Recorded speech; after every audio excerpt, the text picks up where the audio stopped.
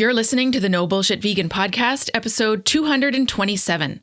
Phil Narini is on the show to talk about why doctors don't learn nutrition, what a trip to a blue zone taught him about longevity, and why he refuses to call himself a nutrition expert even after 15 years of whole food plant-based living.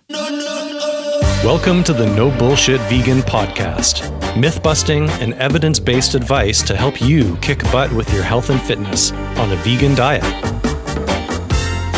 Here's your host, Karina Inkster.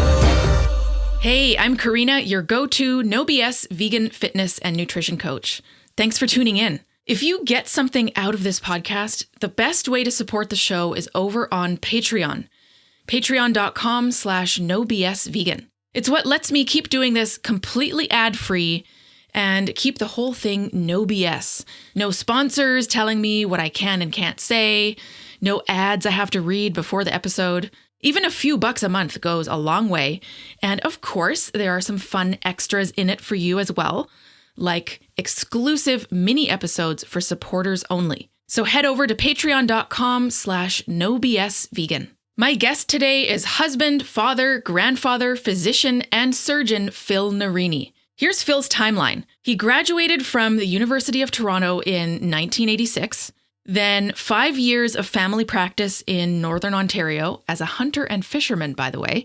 Then 2 years of research in an animal lab, sheep specifically, leading to a master's in immunology. Then 5 years of plastic surgery school in Milwaukee, Wisconsin.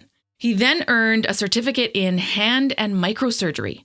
Now he's in his 26th year as a plastic reconstructive micro, hand, and cosmetic surgeon in the East GTA region and has 15 years of experience in whole food, plant-based living. He also runs a fully vegan cafe situated in a medical building. His favorite meal is pasta e fagioli with cannelli beans, garlic, rapini, and pepperoncini. Here's our conversation.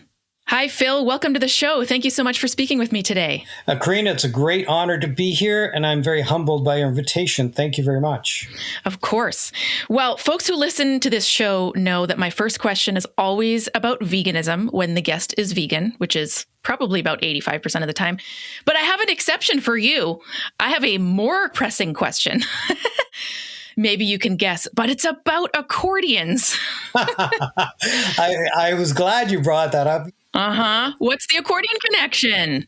Well, like every good Italian kid, I had to play an instrument, and I really wanted to play the guitar. My parents said, sure, after you learn the accordion first. So I did that for many years. I actually even taught a little bit. I was honestly never really good at it. I couldn't make a career of it, but it's something fun to have in the back pocket to play at the odd Christmas party or wedding. So I did play at my son's wedding, and you'll never guess what I played. Well, I don't know. Oh, Sole Mio. From The Godfather, maybe. Okay, yes. Lots of options. Yeah, there we go. But now I've taken up the ukulele.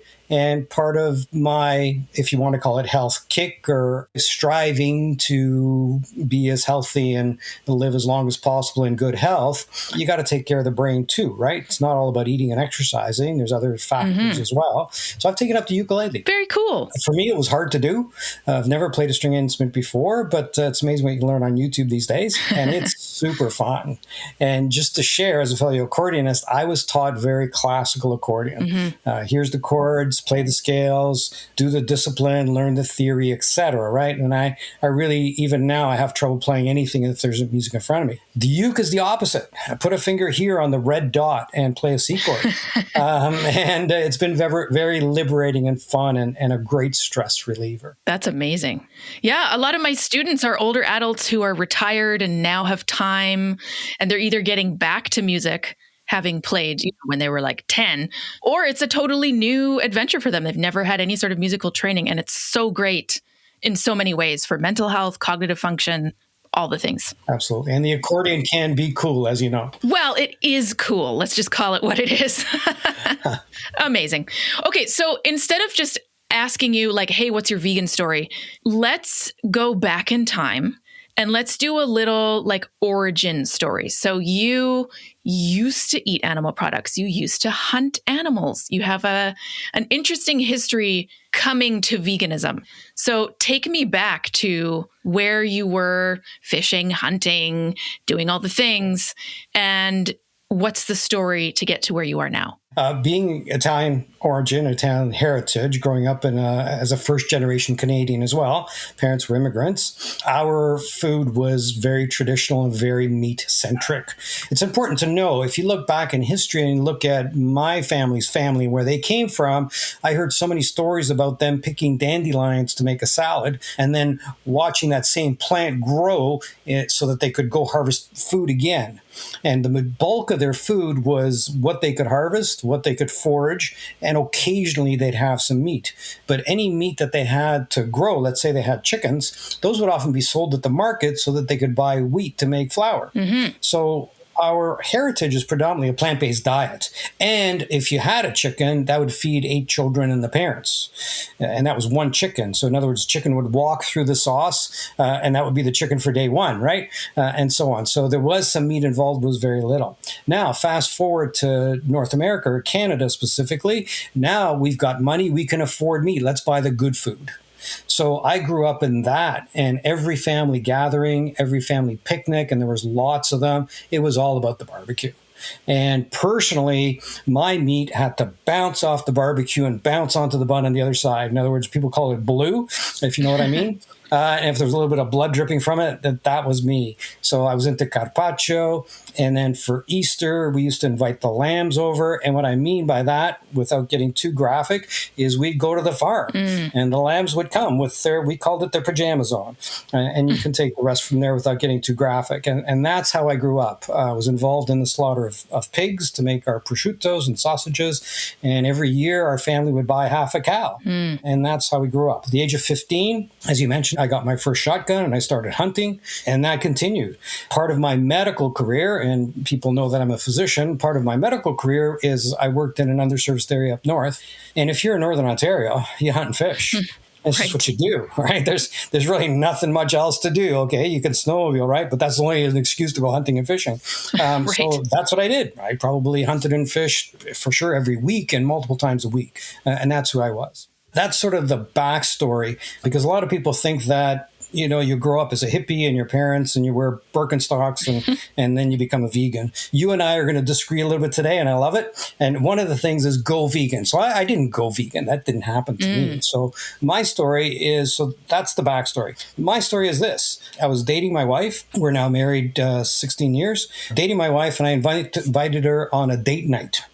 Let's go to a lecture, honey. That's what geeks do, right? Let's go to a date. Let's go to a lecture. You guys are my people. Yeah. So this was a world expert, and I'd heard about this guy for years and years and years, and never really wanted to go listen to him because this plant thing, right? Why would you just eat plants? And I was the guy that was making fun of vegetarians. And this time when vegetarians made fun of the vegans, right? So it wasn't something that we did, and certainly not in my circle. We didn't do that. So I went to this lecture, and this gentleman, who's a world expert, got up and said, hey, we went to the most pristine lakes on the planet. This is what we found in the fish. And it's not my opinion, but the consensus of the scientists that the fish are not healthy to eat. And then, as an aside, by the way, we're killing the oceans and don't eat fish. So we left that night, and I looked at Heather, my wife, and said, do you ever want to eat fish again? And her answer was, why would I, after what I just heard? So for us, it was a very intellectual step. Now, I have to give you a little bit of backstory on Heather. Heather is an athlete. She's a coach. She's a yogi. She's a fitness instructor. She hates you, by the way, because you can do chin-ups with weight on your legs. And that's been her nemesis. But she's a triathlete.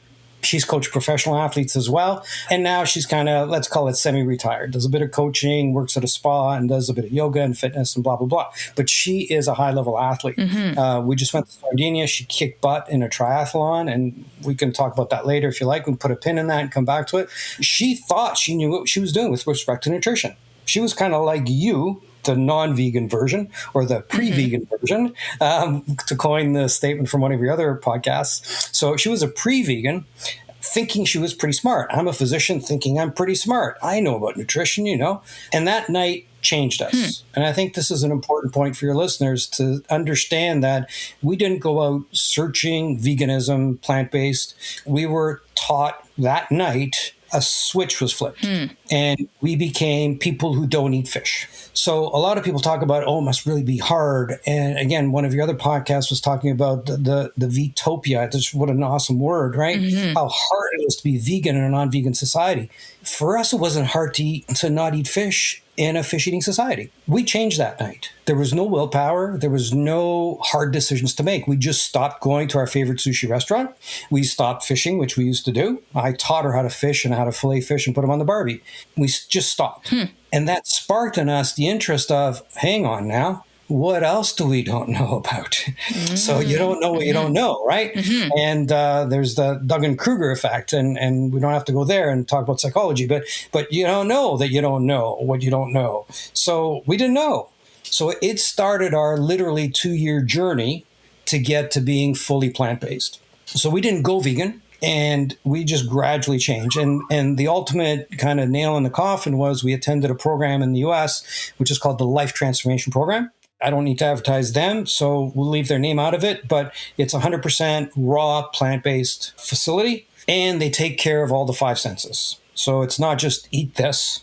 It's the whole lifestyle around wellness and fitness and so on. So we're talking about your spirituality, your mental fitness. Sure, what you eat is important. And they also taught us how to bring the program home. We learned how to sprout. And we've gone very, very few days in the last 15 years without sprouts in our life. And we've never deviated from eating plants. And again, I'd like your listeners to understand that for us, it was 100% intellectual decision based on the best available science, based on the fact that we both believe in healthy longevity.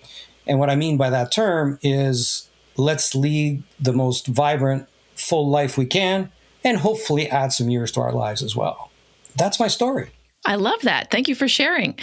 It's very interesting to see folks who are open to this kind of thing. I had a conversation with someone else on the podcast who had a similar kind of intellectual looking at the research, doing a lit review, and then going vegan based on that. I don't know how often that happens. People don't generally sit around reading lit reviews and going to lectures for fun, although there's definitely a lot of folks who connect with that and clearly, like you and Heather, make major lifestyle changes based on information that's been presented to you.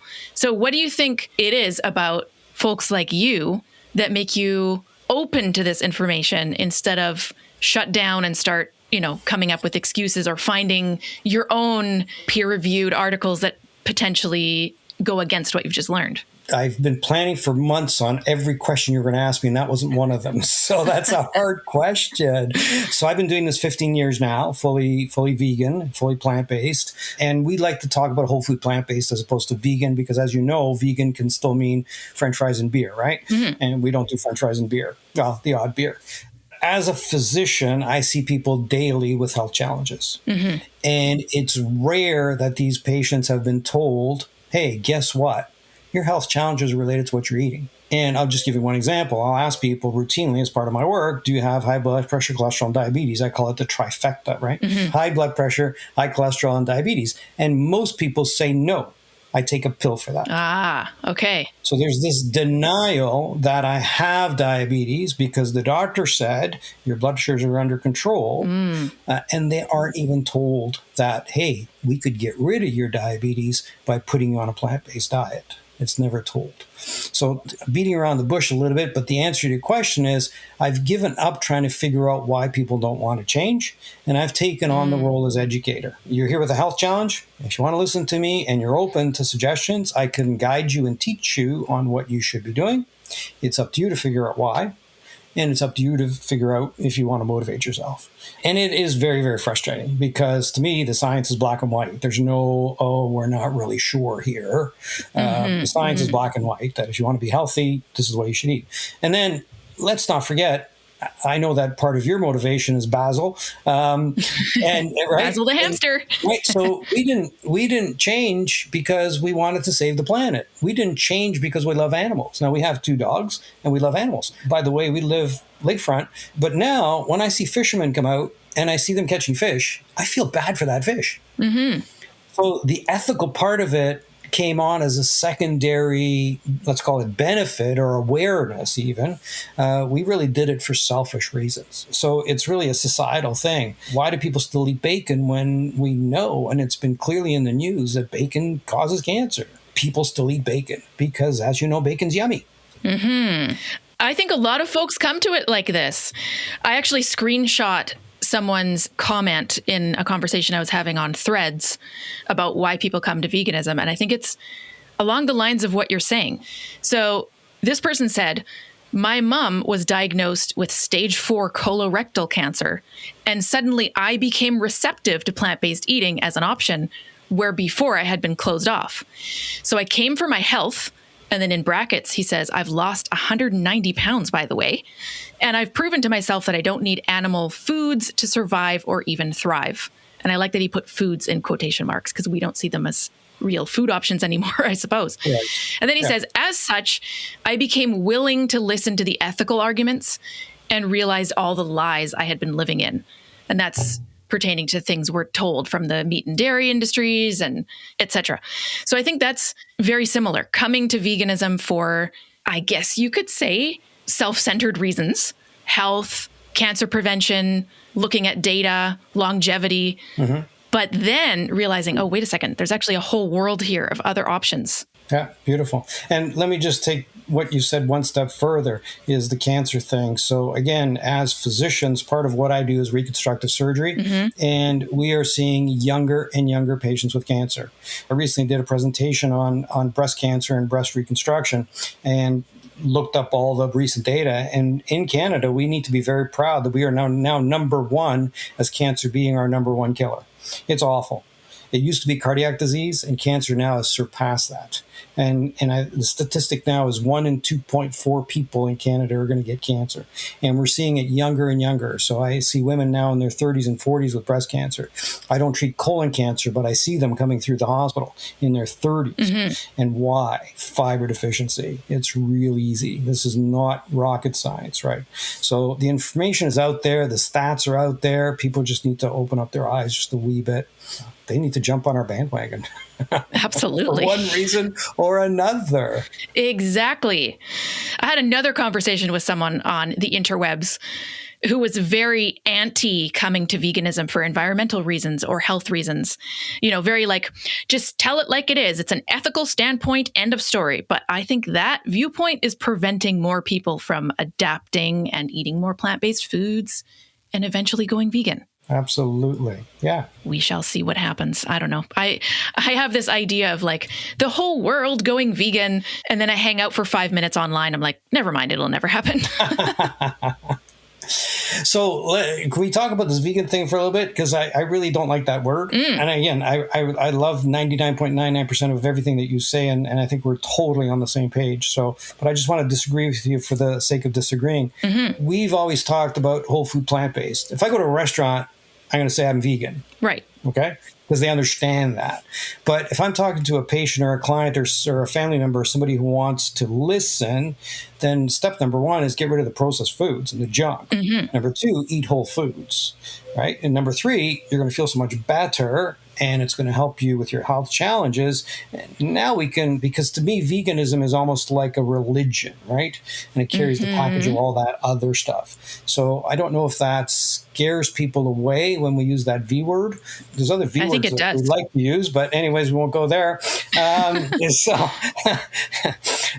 I think it does potentially scare people a little bit. I think you're right. I think there's baggage to it. I call myself vegan because I'm primarily plant-based for ethics. Yeah. I don't say plant-based because I actually don't care about the diet. I'm not vegan for health, right? So I don't mind using the term vegan, but I think if we're trying to make it accessible and meet people where they're at, especially if they're in a hospital setting, they've got health challenges, maybe plant-based is a better term in certain contexts. Maybe. So we're working on trying to convince some people in that direction. Okay, so I want to hear about some of your work, and then I want to go into skepticism, looking at information online, all that kind of stuff. So folks already know that you have tons of medical training. You've done 26 years as a reconstructive plastic surgeon. Obviously, you went to med school. There's a lot of professional background in the medical field, but you also co-founded a plant-based cafe. What? It's called Put Your Money Where Your Mouth Is, right? So I've been talking about this plant-based thing for 15 years to people, and now it was time to actually provide people with an opportunity to have yummy, healthy foods that are, for the most part, SOS, so sugar-free, oil-free, salt-free. We have all the offerings you could possibly imagine in a medical building. In other words, you go see your doctor, and then you can come down and have a beautiful espresso, cappuccino, latte. We make our own oat milks in-house because we want to control the ingredients. That's how fussy we are. Wow, that's amazing. You're still going to have the same great flavors, tastes, and textures. So I was just there this morning, and I had a fat-free muffin, which just was as moist and yummy as any muffin you've ever had. But guess what? My fingers weren't greasy when I was done eating it, and I had no guilt. So it's called Mindful Meal Cafe. It's in Whitby. Again, in a medical building, with the idea of showing people that, hey, this doesn't have to be restrictive and hard and difficult. And in our display case today, we had chocolate chip cookies and blueberry muffins and croissants, and we had blueberry scones. I'm trying to think. We had some bars, like power bar type things, and the list goes on and on and on. We do provide some replacement foods. So I had somebody today in the cafe, and they were looking at it and said, hey, you got mac and cheese with pulled pork. Why the heck do you vegans want your pork to look like your food to look like pork, right? Yeah. And you've addressed this previously, and I used your comeback, and I said, hey, buddy, I like the taste of pork. There's nothing wrong with it, and I like the texture. So now I can have the taste of the pork, and I can have the texture, and I don't have to have a guilt. I've got none of the saturated fats, and I know exactly where that pork came from, and it wasn't an animal. So nobody has to die to make that food. So we have that type of food. We also have pastrami sandwiches and chicken sandwiches, which is, we call it un-chicken, un-pork, and things like that. So yeah, put your money where the mouth is, and let's try to get the message out. So through the cafe, we're trying to softly tell people. So we don't use the word vegan. We don't even use the word plant-based. We just say, come and have yummy, healthy food. And then people come in with the idea that they're going to taste it and say, wow, that's good. Can I have more? Great. By the way, it's good for you. Yep. Food is the way in. It's the gateway drug. I think that's amazing. Yeah. Taste is the taste. It's all about taste. And when I sat down with, so I have a partner, her name is Matilda, and we sat down with this idea. I said, Matilda, step number one, you're the restaurant person. I'm the science guy. So Phil, the science guy. If the food doesn't taste good, it can't be in the cafe. Let's start with that premise. And number two, it has to be healthy. And that's sort of our shtick. Because being Italian, I said, if we don't have kick-ass espresso coffee, it ain't going to happen. I don't want to be part of it. So priorities. We have better coffee than any of the chains. I challenge anyone to find a better cup of coffee. All the offerings are plant-based, right? So that's the cafe. Thanks for asking. How cool is that? Yes, that's amazing.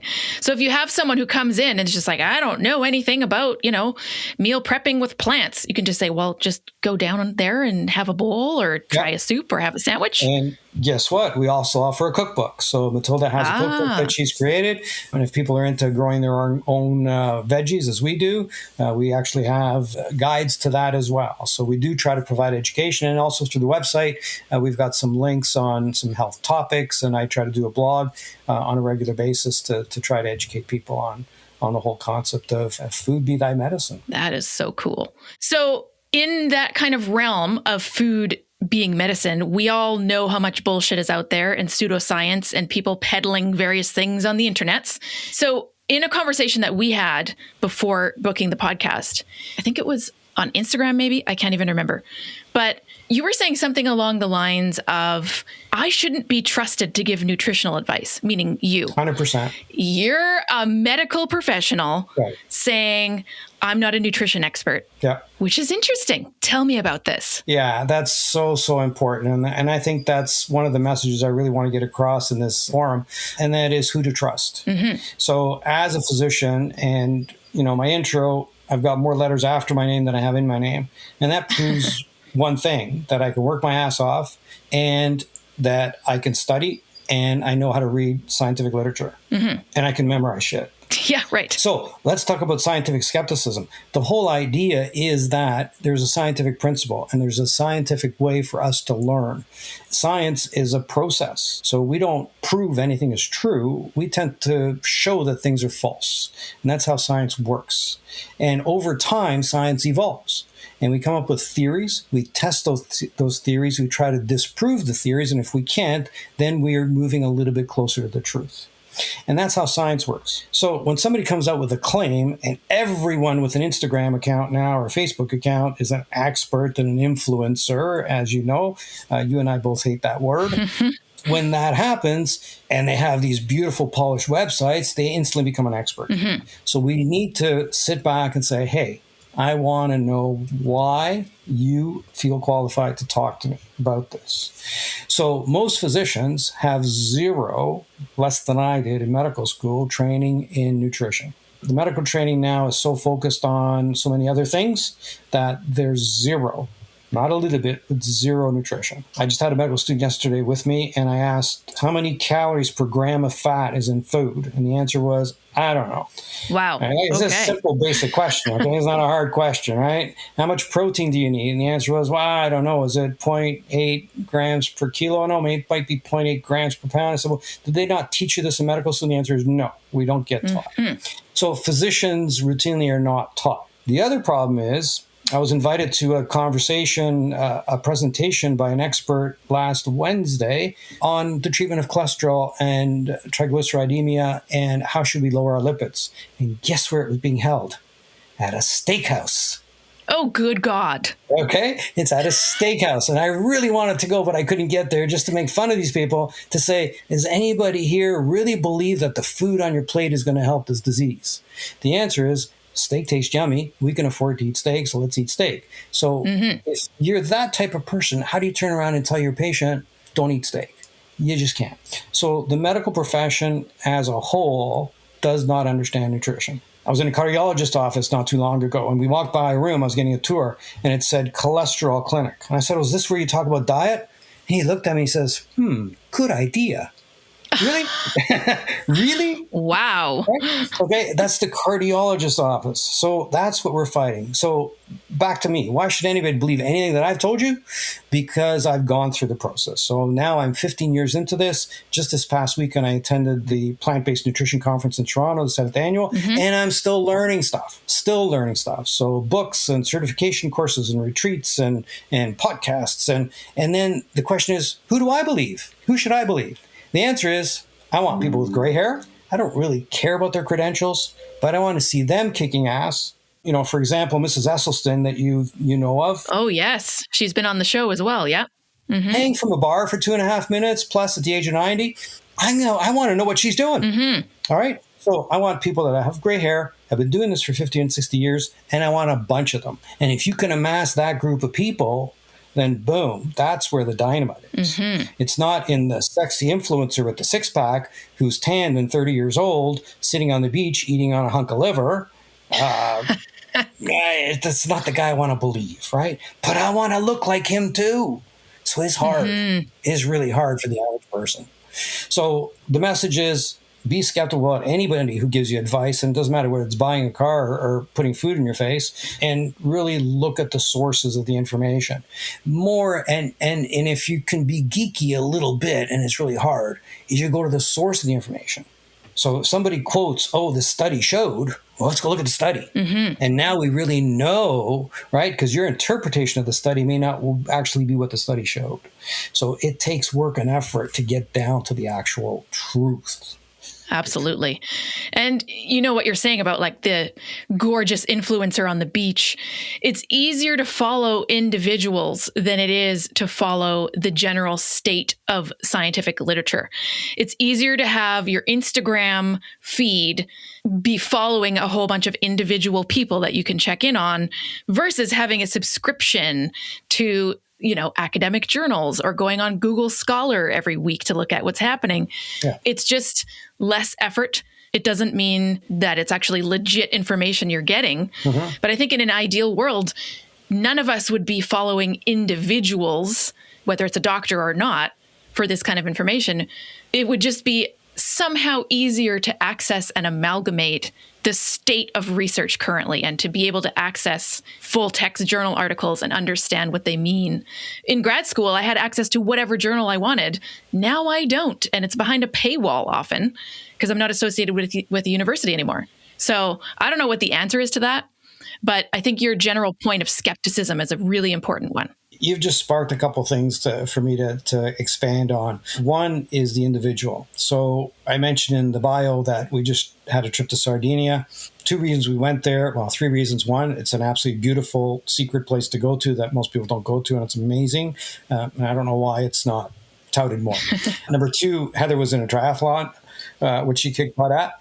And number 3, it's one of the blue zones. Mm-hmm. So if you're into this healthy longevity kick, why not go and see for yourself, right? Mm-hmm. We didn't find individuals that were out there saying, hey, eat artichokes. Artichokes in season, by the way.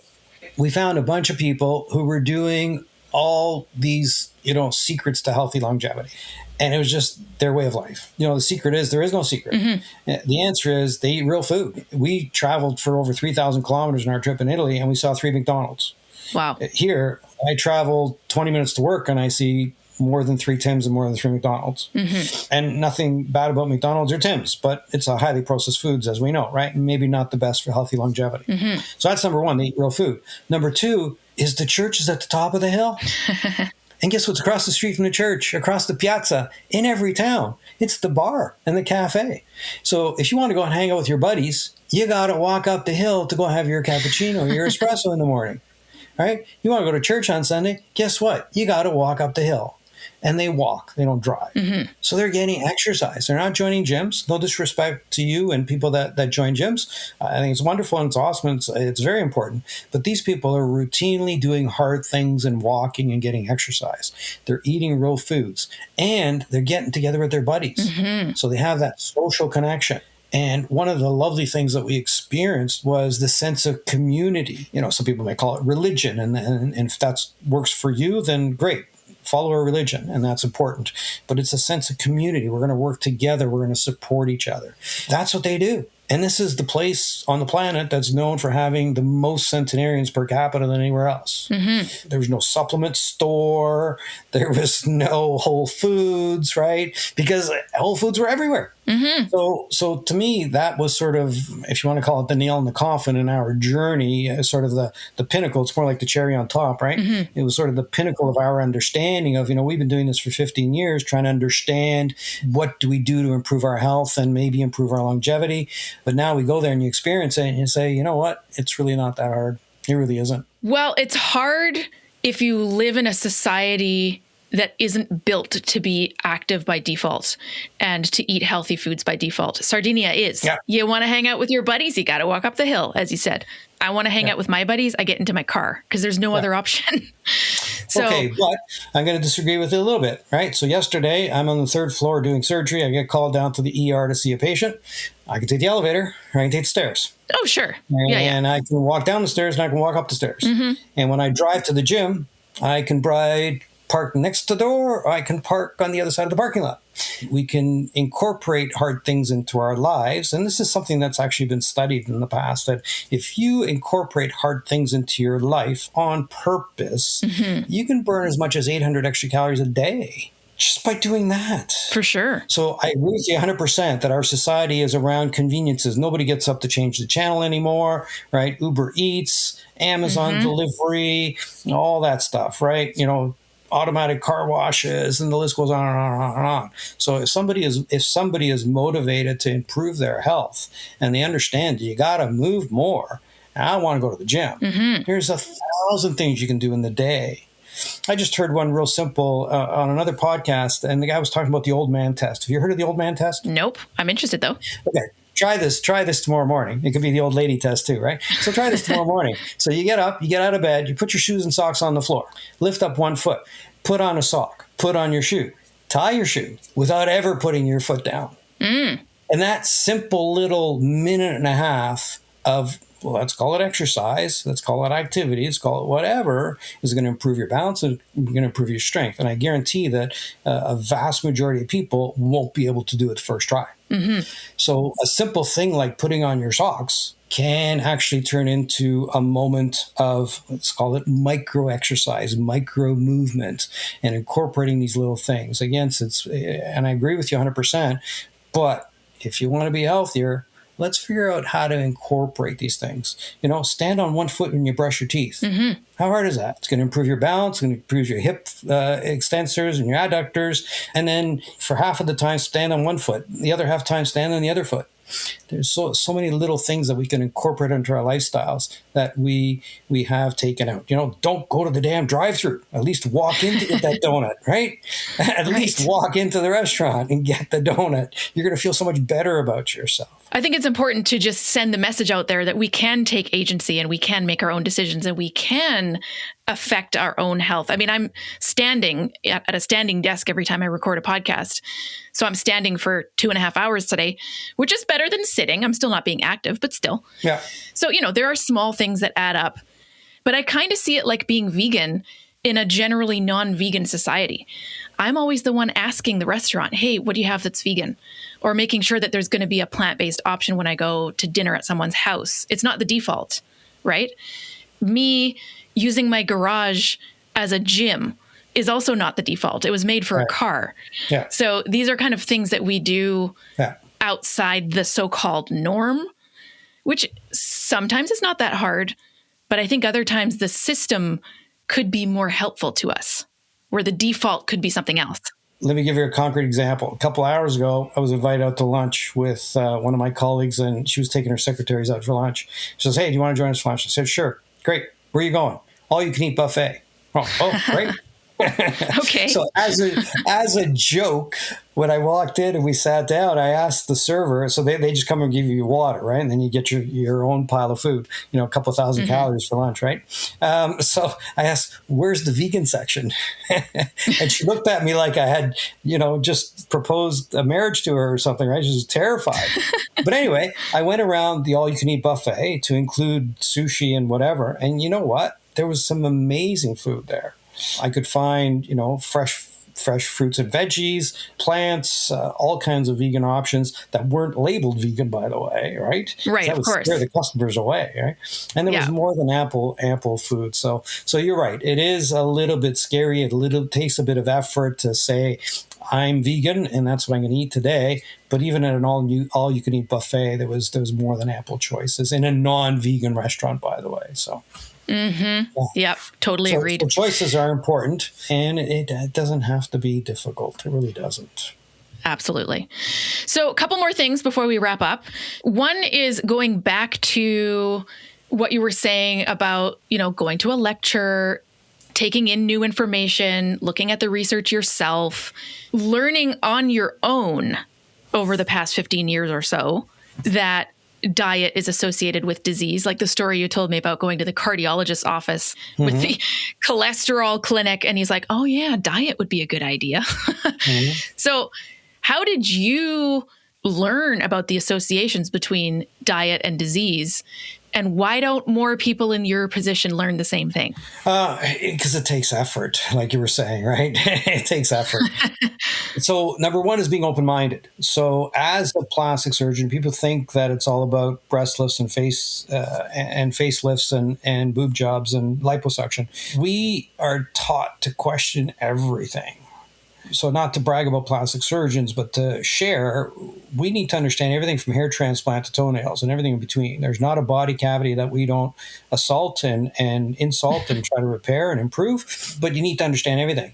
And over the years, how are we taught? Well, the guy before you did this, therefore you're going to do it this way. But maybe you can find a better way. So even though there's been 10 guys before me that have done an operation in a certain way, as an open-minded plastic surgeon, it behooves us to push the envelope. I want to do a little better than the guy who taught me. So we are constantly innovating as a group and as individuals, looking for better ways to do things, looking for better ways to improve. So you have to be that scientific skeptic again. I have to be skeptical about the way I'm doing things might not be the right way. And let me see if I can find a better way. And then that translates into, well, I really thought that drinking milk was good for my bones. Right. Let me find out if it's good for my bones or not. Oh, guess what? Studies show that the more milk I drink, the more hip fractures I get. And the more dairy products I have, the more arthritis I get. And the list goes on, and more inflammation and so on. So maybe I shouldn't be drinking dairy. And then if you are so minded, you can look at the ethics of it as well. Going, does it really make sense to suck on the boob of a cow that's being forced to give milk? It doesn't make any common sense, right? So you can take it from a science point of view and look at the literature. Most of this, you could just dumb it down. And I don't mean that disrespectfully. You can dumb it down to, does it make sense, right? It just doesn't make any sense. So if you look at something and you go, does it make sense for me to kill an animal so that I can eat when I don't really have to? If I have to, listen, if I'm stuck on a desert island and I go kill animals, Sure. I'm doing it. I'm there. Okay? I won't hesitate. Eat, starve, or kill an animal, I'm going to sacrifice the animal. But to go to the grocery store and have somebody else do the killing for me, and now I have the choice. I can go to that aisle or I can go to that aisle. Does it make sense for me to have to kill animals to put food on my table when we're suffering from the diseases that those foods are causing us? Clearly, nobody's going to argue that a high-fat diet is going to cause more disease. Like, nobody's going to argue that. More obesity, more diabetes. And diabetes doesn't come from sugar. It comes from too much fat in our diets. Let's make that point very clear. So just use a bit of common sense. Just dumb it down. And then, again, nobody would argue that broccoli is probably the healthiest part of your plate. So if the green stuff is the healthiest part of your plate, common sense would say, eat more of the green stuff. Right. You don't need a scientist to tell you that, right? An example I'm giving a lot of people nowadays, that I see a lot of patients in their 60s and their 70s who come in with all kinds of health challenges. And the first thing they say about food is, yeah, but where do you get your protein, right? And you've heard that Oh, yeah. times, right? We've heard this 2 million times. My answer is real simple. Do you have children? Yes, I do. When they were little, did you ask them to eat more protein? Oh, well, no, we didn't. And how did they grow up? Well, they grew up just fine.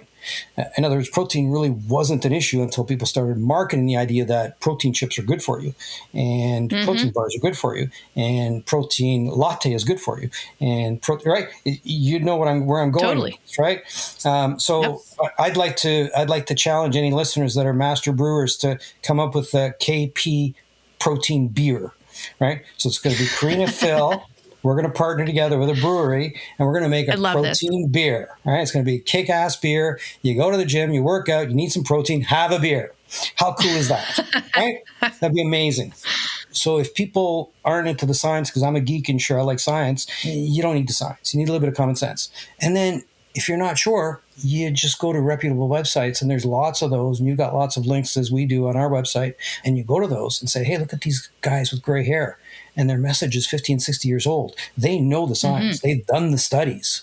I don't have to do them again. What are they recommending? What's in their recipes? Right? And boom, right? And it's all free. Nobody's selling anything. If people are selling you stuff, it's a little bit of a red flag to me. That's a good point. So if you're selling me a supplement and you open up your trench coat and say, don't eat beans, but I've got a supplement for you, well, let's close the trench coat. Let's go to the next website, right? And you probably know who I'm talking about there. I won't mention his name. If I listen to podcasts and they do references, I then go to the literature and find out more, right? That's me.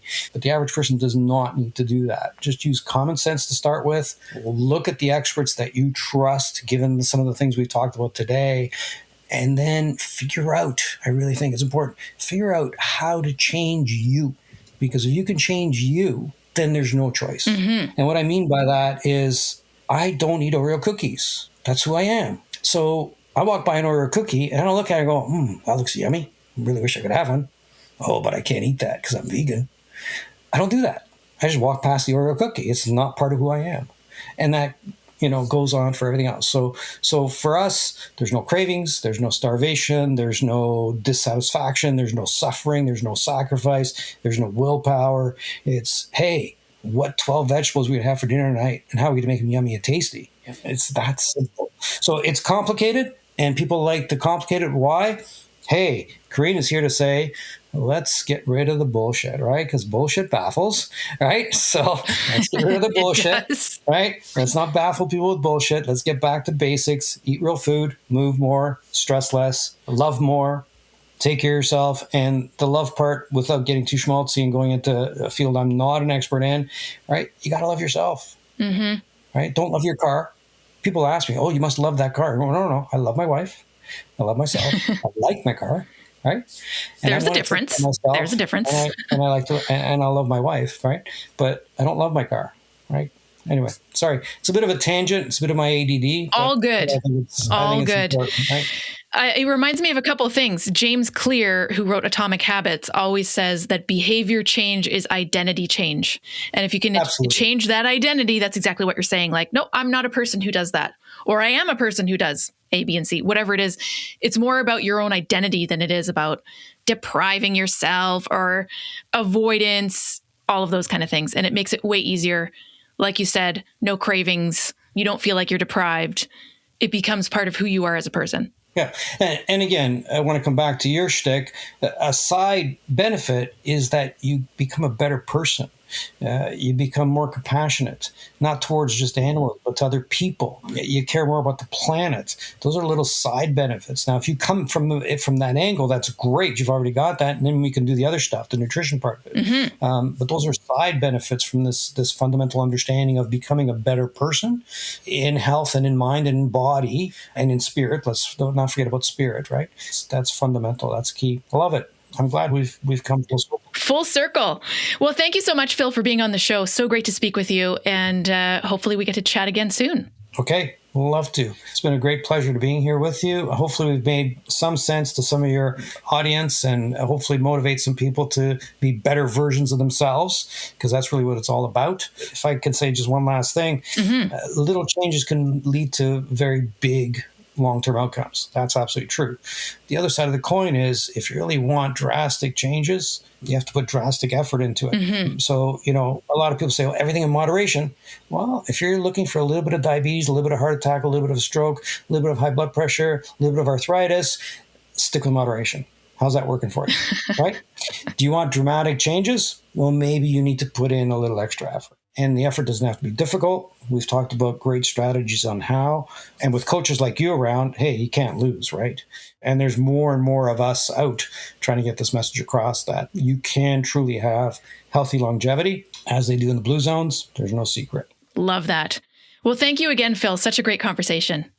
Phil, thank you again so much for speaking with me. Connect with Phil at our show notes, nobullshitvegan.com/227. And don't forget to support the show and get supporter-only bonus content, including exclusive mini podcast episodes at patreon.com/nobsvegan. Thanks for tuning in. Thanks for listening to the No Bullshit Vegan podcast at nobullshitvegan.com.